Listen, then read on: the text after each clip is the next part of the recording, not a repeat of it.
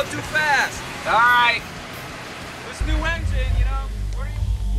We are here in Springfield, Massachusetts. We're talking to the band Machinery, and we have Scott, Sean, and Bill and Dan. How'd you guys get started, anyways? Oh, that's a long story in itself. Where do you want to start? At the beginning. Okay. Scott brought home the first Kiss Alive 1 record. Oh no, not that far back. And that was it. Boom, yeah, boom. That's what I wanted to do. That's a good album. It gets inspired, doesn't it? I think it did a number on all of us. It was a big influence in all of our lives. And then Scott, I guess we were teenagers then, about what, 14, 15? Scott started playing guitar and he's like, dude, why don't you get a bass and we'll put together a band? Well, here we are. So what about the rest of you? When did you start playing? With Machinery, 93, right? 93, but I jammed with Scotty in another band prior to that, and we drifted away, and then we got back together, so it's kind of fate that everything we all met up the way we did. I heard you practicing out there. You do really good on the drums. You're excellent. Been playing for a long time. Yeah, real good. So you guys play a lot locally. Where's the furthest you guys have ever played? Here. Here in Springfield. This is the furthest drive for them. I live an hour away from them, so it's an hour for me. It was 2 hours for them, so I'd say that's probably the farthest, right, so far? Yeah. So you guys have 2 CDs out now. There's been a lot of promoting. You guys are doing really good overseas. What does it take to get that going over there? Get on the phone, make a lot of phone calls. It all started off with the fanzines. The main thing was getting the fanzines, getting good reviews. The fanzines started getting overseas, the magazines, and people were reading about us. We got some great reviews. Then we got picked up by a few distributors like Hellion Records in Germany and Nuclear Blast. And then they started picking up the CDs, and then they've been selling them. So more magazines have been calling us, and it keeps escalating, which is good. So we're building a good, strong fan base over there too. Dan's on the phone like 24 hours a day, so. I know, yeah. A lot of persistence. You must have a big phone bill. Yes, I do, but it's what you got to do. I mean, people got to hear. I mean, I think we got a great record here. We got to get it out there. You know, if I just sit home and like put it in my closet and don't do nothing with it, nobody will know about it. Yeah, what's the sense of even doing it? I've never had anything like this happen before on this scale, and we owe it all to Dan over there. I mean, he's doing an incredible job, and I'm proud to be a part of it. Defense is my favorite song. What got that all started?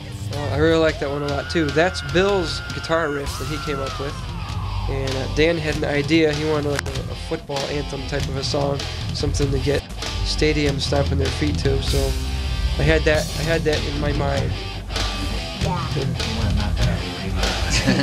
Yeah. We needed something new. Coming out, so step aside, you know. We need a little defense. I got tired of watching football games and seeing people with the big D in the fence, and that gave me the idea, and I said, Sean, we gotta write a song, defense. It's great, it's great. I love it. Sean with the words. We'll be playing it tonight for you. Excellent. I'll be looking forward to it. It's my favorite. The backup squad, yeah, too. You gotta chant. Okay. Okay, I'll do that. I'll do that. The tank running over to Capitol down in Washington fit the cover perfect. And when we did the back of the album cover, that came out when we were in the studio. We got the idea just from talking about it, and we thought the Mount Rushmore would fit. So we took the faces that we did with the half man, half machine, and put that on the back. But the idea for the front was just because it was a political thing, and I thought that the government needs a little reconstruction. So it fit good with it. It's perfect. It sums it up perfectly. You like it? Yeah, yeah, I do. Well, I worked a long time on it. Did you draw it yourself, or No, you have someone help you out?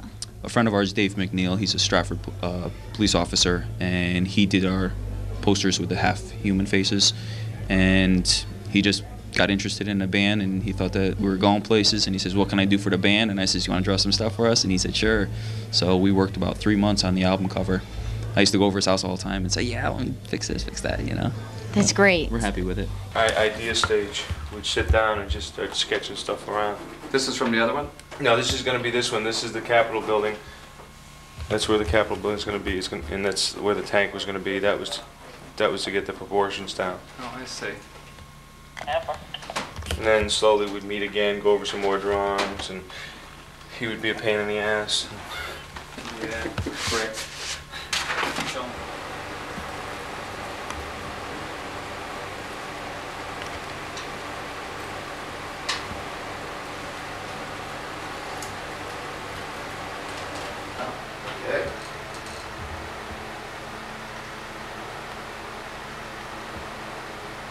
Me over here.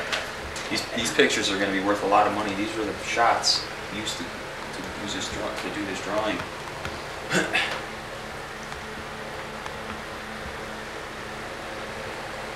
Hey Rich, you didn't see the last guy we had, did you? The dark gray one? No, there was one in between there. Oh, really?